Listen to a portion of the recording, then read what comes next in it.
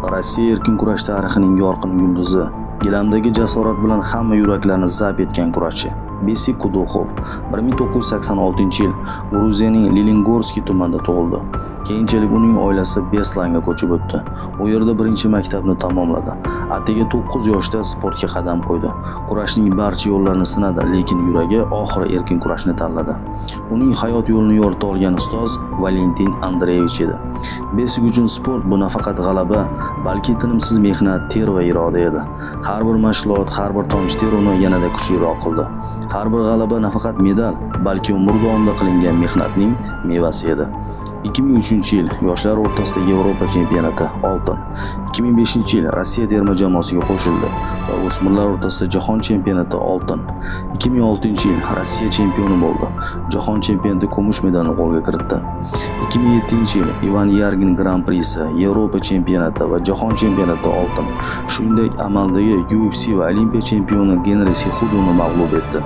2008-yil Ivan Yargin jahon kubogi va Grand Prixsi g'olibi.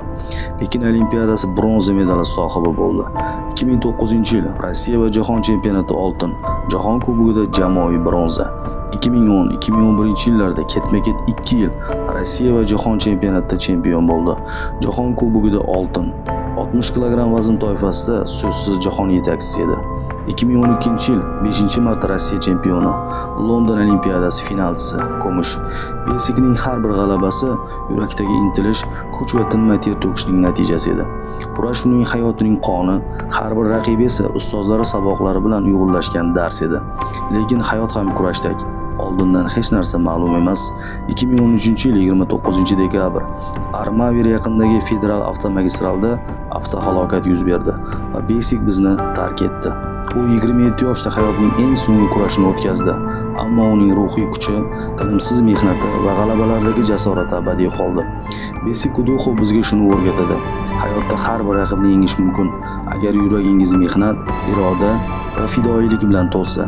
Tinimsiz ishlang, ter to'kib o'rganing va oxirigacha kurashing. Hayot qisqa, lekin ruhingiz abadiy. Har bir chempionning o'z tarixi bor. Bu tarixni sizga Humoyun Razzaqov so'zlab berdi.